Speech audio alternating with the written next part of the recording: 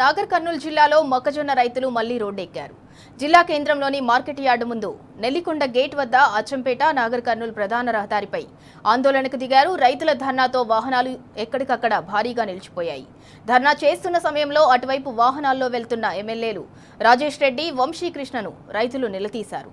15 రోజుల నుంచి కష్టాలు కనిపించడం లేదా అని ఎమ్మెల్యేలపై ఎదురు తిరిగారు. మార్కెట్ యార్డుకు వచ్చి సమస్య పరిష్కరిస్తామని చెప్పి ఎమ్మెల్యే రాకుండా వెళ్లిపోయారని రైతులు ఆగ్రహం వ్యక్తం చేశారు. కేసీఆర్ 10 ఏళ్ల పాలనలో పంట అమ్ముకోవటానికి ఎప్పుడూ ఇబ్బంది పడలేదని గుర్తు చేసుకున్నారు. రేవంత్ పాలనలో అన్ని కష్టాలే వచ్చాయని ఎమ్మెల్యేలు పట్టించుకోవటం లేదంటూ అన్నదాతలు అగ్గిలా మండారు. మక్కలు కొంటారా కొనరా చెప్పాలని నిలదీశారు. ధర్నా విరమించాలన్న పోలీసులతో రైతులు వాగ్వాదానికి దిగారు. దీంతో రెచ్చిపోయిన కాకీలు రైతుల ధర్నాను విచ్ఛిన్నం చేశారు.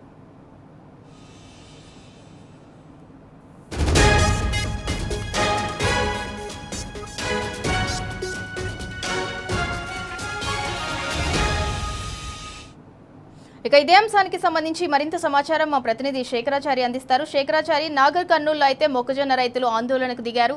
అటుగా వెళ్తున్న ఎమ్మెల్యేలను కూడా వాళ్ళు నిలదీయడం జరిగింది. అసలు పంటను కొనుగోలు చేస్తారా చేయరా, ఏ విషయం అనేది చెప్పండి అని చెప్పి నిలదీయడం జరిగింది. బట్ అక్కడి నుంచి అయితే ఎమ్మెల్యేలు మెల్లగా జారుకున్నారు. దానికి సంబంధించి పూర్తి డీటెయిల్స్ ఏంటి? ఇందులో నాగర్ కర్నూలు జిల్లా వ్యాప్తంగా కూడా ఒక 10 రోజుల నుంచి కూడా మొక్కజొన్న రైతులు రోడ్డెక్కి ఆందోళన చేస్తున్నటువంటి పరిస్థితులు జిల్లాలో ఏదో ఒక చోట ప్రతినిత్యం కూడా కనిపిస్తా ఉంది. ఇప్పటికే నాగర్ కర్నూలు మార్కెట్ యార్డుకు సంబంధించి గత 10 రోజులలో 3 సార్లు ముందు మార్కెట్ యార్డు ముందున్నటువంటి అచ్చంపేట నాగర్ కర్నూలు ప్రధాన రహదారిపై వాళ్ళు రోడ్డెక్కి కడుపు మండి ధర్నాకు దిగినటువంటి పరిస్థితి.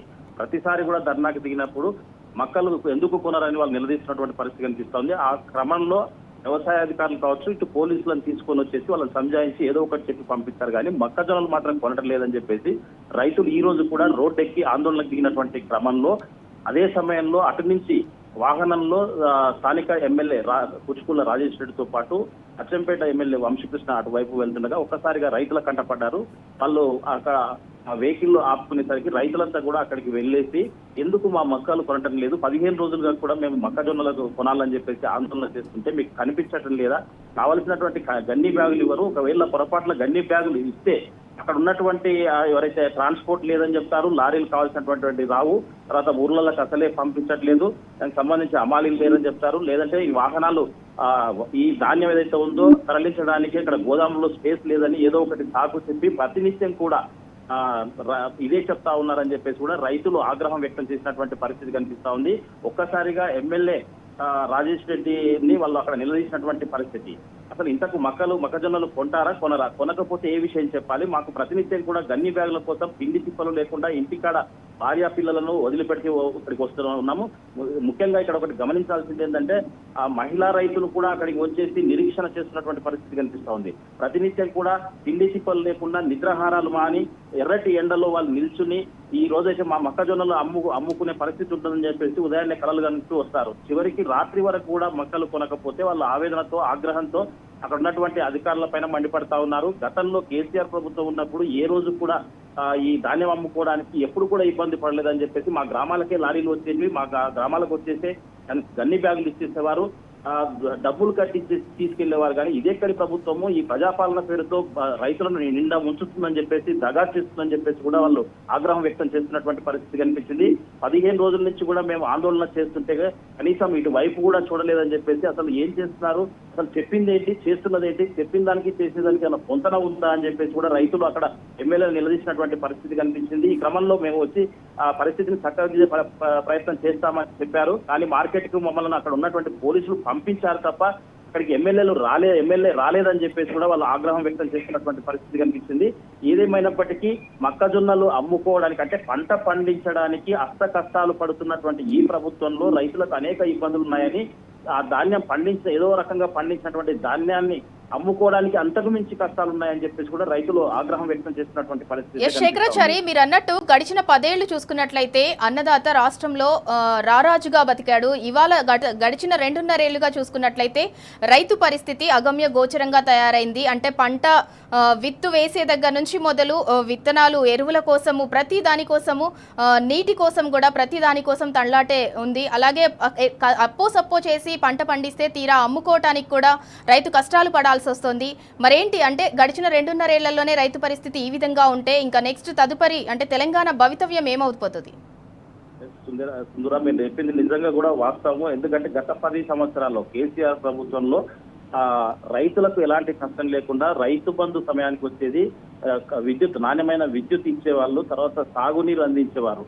ఇప్పుడు అంటే ఈ 2.5 సంవత్సరాల్లో కాంగ్రెస్ ప్రభుత్వం వచ్చినాక నిజంగా కూడా రైతులకు ఎన్నో ఆశలు కల్పించి అధికారంలోకి వచ్చినటువంటి ప్రభుత్వము రైతులను నట్టేట ముంచిందని చెప్పవచ్చు.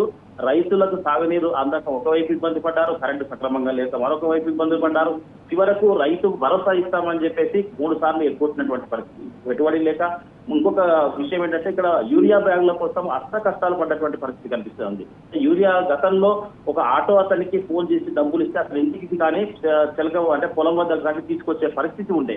ఆ పరిస్థితి పోయి ఒక యాప్ తీసుకొచ్చారు. యాప్ లో బుక్ అవుతుందా లేదా, ఒకవేళ యాప్ లో ఎంత స్టాక్ ఉందనేది యాప్ ఓపెన్ చేసిన క్షణాల్లో మాయమవుతుంది. అసలు యూరియా దొరకక అట్లా కష్టాలు పడ్డాం. చివరికి అట్లో ఇట్లో కష్టపడి పండించినటువంటి పంటను అమ్ముకోవడానికి ఈ స్థాయిలో కష్టపడాల్సినటువంటి దుస్థితి వచ్చిందని చెప్పేసి కూడా రైతులు ఆవేదన చెందుతున్నటువంటి పరిస్థితి కనిపిస్తుంది. కేసీఆర్ ప్రభుత్వంలోనే బాగుండేదని చెప్పేసి ఈ ప్రభుత్వం వచ్చాక నిజంగా కూడా రైతుల పరిస్థితి ఆగమ్య గోచరంగా తయారైందని చెప్పేసి కూడా రైతులు ప్రభుత్వం పైన మండిపడుతున్నటువంటి పరిస్థితి కనిపిస్తుంది. మొత్తంగా చూసినట్టే ఈ రోజు నాగర్ కర్నూలు సమీపంలో ఉన్నటువంటి నెల్లికొండ గేట్ సమీపంలో ఉన్నటువంటి మార్కెట్ యార్డ్ వద్ద అయితే రైతులు ఇప్పటికే అంటే ఈ మక్కలు అమ్ముకోవడానికి వారం 10 రోజులనే 3 సార్లు రోడ్డు ఎక్కినటువంటి పరిస్థితి. ఎమ్మెల్యే అటు వైపు వెళ్తున్నాడు కాబట్టి అడిగినటువంటి పరిస్థితి, నిలదీసినటువంటి పరిస్థితి.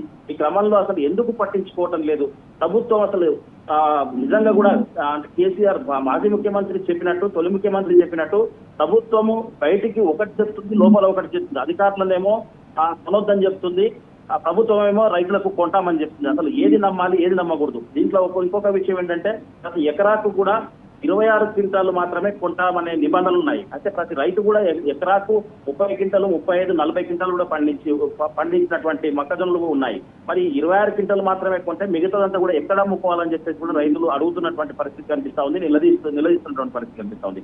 ఇంకొక విషయం ఏంటంటే ఇక్కడ ఎప్పుడు వర్షం వస్తుందో అంటే దాదాపుగా పండించినటువంటి ధాన్యం అంతా కూడా, మొక్కజొన్న ధాన్యం అంతా కూడా రోడ్లపైనే ఉంది, కల్లాల వద్ద ఉంది. వర్షం వస్తే అది ఎందుకు పనికిరాకుండా పోతుంది, నిండా మునుగుతాము. మరి దీనికి ఎవరు బాధ్యులైతారు? ఎట్టి పరిస్థితుల్లో వర్షం వస్తే మాత్రం పూర్తి స్థాయిలో నష్టపోతాం. ప్రభుత్వమే దానికి బాధ్యత వహించి పూర్తిగా మాకు నష్టపోయిన పరిహారాన్ని కూడా చెల్లించాలి. లేని పక్షంలో వెంటనే ఈ మొక్కజొన్నలు వేగంగా కొనుగోలు చేయాలి. లేని పక్షంలో పెద్ద ఎత్తున ఆందోళన చేస్తామని చెప్పేసి కూడా రైతులు నాగర్ కర్నూలు జిల్లా వ్యాప్తంగా కూడా హెచ్చరిస్తున్నటువంటి పరిస్థితి కనిపిస్తా ఉంటుంది. Right, thank you Shekharachari.